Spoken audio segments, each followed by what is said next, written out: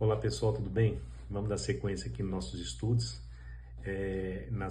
Na aula passada, no passo passado, nós partilhamos que nem todo sentimento é um comando. Nós não devemos entender que todo sentimento deve nos comandar e é uma voz de comando. E nesse bloco 3, a gente vai trazer o seguinte tema: nem todo pensamento é verdade. Lembrando que a gente está tratando nesses 4 blocos a questão do reino e do governo de Deus, né? Venha o teu reino, seja feita a tua vontade. Então, dentro desse governo e desse reino, nós estamos levando até Deus nossos sentimentos, estamos levando até Deus os nossos pensamentos, para que nós possamos dar os devidos passos conforme a vontade de Deus, para que não possamos ser de repente guiados, conduzidos por tudo que sentimos ou tudo que pensamos. Então, nem todo pensamento é verdade, nem todo pensamento deve me conduzir. Porém, muitas pessoas acreditam que tudo que pensam é verdade, mas pensamento não é realidade, está bem distante de ser realidade. Pensamentos é interpretação, precisa ser interpretado. E aí nós temos falado, né, que todo pensamento, sentimento, quando nós levamos para a comunhão com Deus, quando nós levamos para o terceiro andar, o local do governo, né, Deus começa então a trazer clareza para aquilo que nós pensamos e até o que sentimos. Então, o pensamento ele pode nascer do medo, de uma ferida, de uma memória, de uma mentira que foi repetida várias vezes, às vezes desde a infância. Então, eles não podem chegar até nós e denominado, né, com uma nomenclatura de verdade. Não, eles têm que ser interpretados. Olha só, para você fazer uma reflexão. Pedro pensava que ele nunca negaria Jesus. Na mentalidade de Pedro, a mente dele estava condicionada, ele entendia e pensava que ele jamais negaria Jesus. Ele negou 3 vezes. Em contrapartida, nós temos aqui também Elias. Enquanto Elias pensava, ou enquanto os pensamentos dele estavam sendo guiados por Deus, enquanto os pensamentos de Elias eram governados por Deus, ele agia de uma forma maravilhosa. No entanto, que ele enfrentou 400 profetas de Baal, né, numa disputa ali para quem era realmente Deus, e ali naquele momento ele enfrentou aqueles profetas, e ali no momento da oferta, do holocausto ali que foi apresentado, ele tinha convicção, certeza de que o que Deus havia dito, Deus ia fazer. Então, a mente dele estava voltada para a orientação de Deus. Ele orou, o fogo do céu caiu e consumiu ali a oferta que era oferecida. Então, nós mostramos aqui, através da vida de Elias, que quando o nosso pensamento ele está alinhado com a verdade, porque era uma verdade, Deus ia agir na vida de Elias por intermédio da vida de Elias. E as coisas aconteceram. Então, em contrapartida, no mesmo momento que aconteceu isso, no outro dia, Jezabel, né, a rainha do qual foi mortos 400 profetas dela, disse que no dia seguinte ia matar Elias. E nesse momento entrou o pensamento de Elias, o pensamento do térreo, né, natural. Eu vou morrer. Elias fez o quê? Ele correu para a gruta. Então mostra o quê? Mostra que os nossos pensamentos, quando ele é tido como verdade para nós e não é verdade do ponto de vista de Deus, ele pode nos levar para a gruta. E aquele pensamento que ele ia morrer era mentira, porque Deus estava com ele. Deus tinha realizado uma grande obra na vida de Elias no dia anterior. Só que ao pensar que ele ia morrer, ele foi para uma gruta. E ali ele ficou escondido com o medo da morte, né? Então, nem todo pensamento que vem até nós, ele deve ser aceito como verdade. Nós precisamos interpretar, nós precisamos levar ao terceiro andar, precisamos ver ali aquilo que Deus vai trazer como clareza, né? Para que nós possamos, então, acreditar ou não, manter ou não esse pensamento. Jesus, ele não falava a partir da mente natural, ele falava a partir da comunhão com o Pai. Então, suas palavras geravam vida, clareza e paz. O reino nos ensina a pensar a partir da presença, não do medo. Então, o reino de Deus, ele sempre vai nos ensinar a pensar a partir da presença, a partir da comunhão, a partir da palavra, a partir da verdade, a partir da orientação de Deus.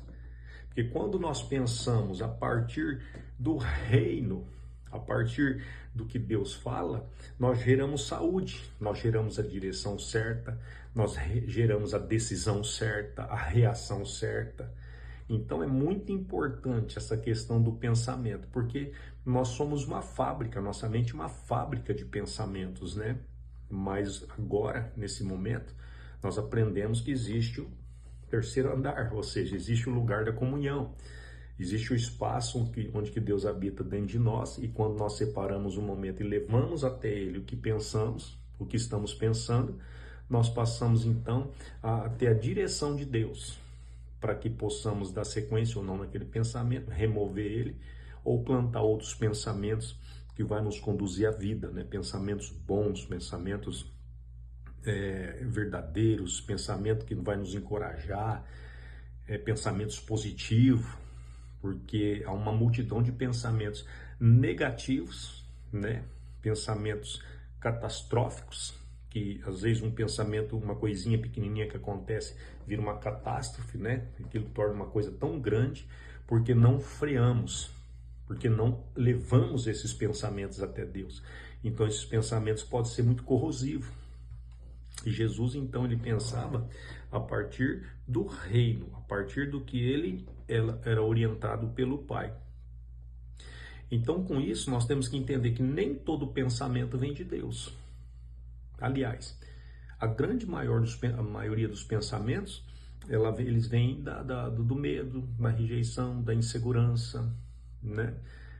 De muitos lugares. Se nós não tivermos alinhado com Deus, se nós não tivermos levarmos os nossos pensamentos até Deus, se nós não conhecermos os pensamentos de Deus através da palavra dele, nós podemos ser conduzidos por pensamentos que vai nos conduzir à ruína, vai nos aprisionar, vai nos sequestrar, vai nos manter, né, preso e sem uma caminhada, um avanço para aquilo que nós desejamos, almejamos, até mesmo para aquilo que Deus tem para as nossas vidas. Então, nem todo pensamento vem de Deus, isso é uma coisa interessante. Vamos conhecendo a palavra, conhecendo Jesus, conhecendo os ensinamentos, nós estamos ali conhecendo os pensamentos de Deus.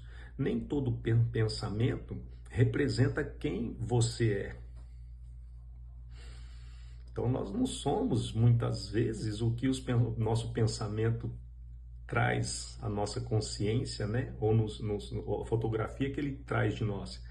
Nem todo pensamento representa quem você é. Nós falamos isso lá na identidade, né? Nós somos o que Deus diz que somos, não somos o que pensamos que somos. Porque se nós formos viver, ser, conquistar, agir de acordo com o que pensamos, nós podemos pensar negativamente a respeito de nós mesmos. Nem todo pensamento merece ser obedecido. Merece ser obedecido aqueles pensamentos que vêm da reunião entre você e Deus. Aqueles pensamentos que vêm do céu. Aqueles pensamentos que estão embasados na coragem, na fé, no amor, na esperança, no propósito, né?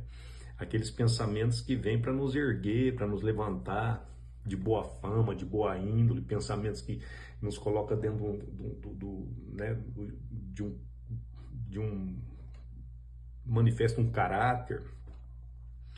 Então, quando você não filtra o que pensa, você se torna refém da própria mente.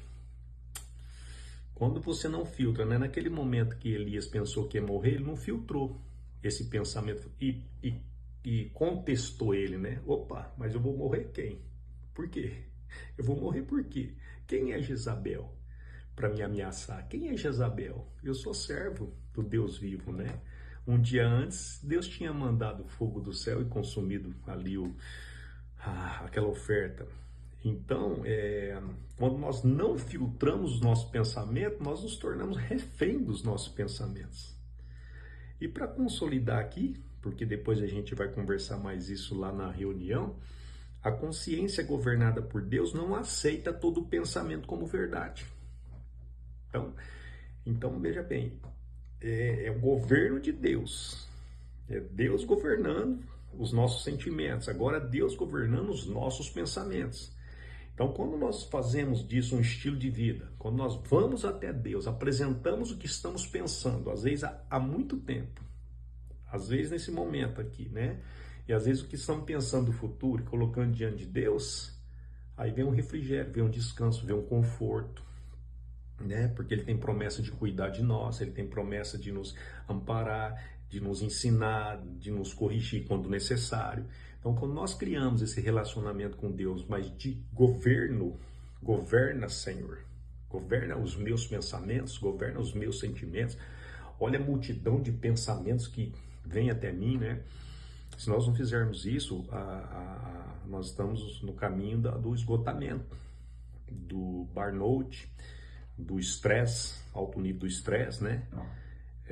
E podemos ser aí cirandado pelos nossos pensamentos, que foi o que aconteceu comigo, até que eu literalmente entreguei a minha vida para o Senhor e passei a colocar diante dele, confiar nele, acreditar nele e esperar nele. Então o sentimento veio, o pensamento veio, o pensamento começou a gerar um desconforto. Hoje, né, depois do sofrimento, eu subo ali no terceiro andar, falo, Senhor, eu não aceito isso, descanso, não deixa esse pensamento vir assumir o governo, consequentemente a paz vem.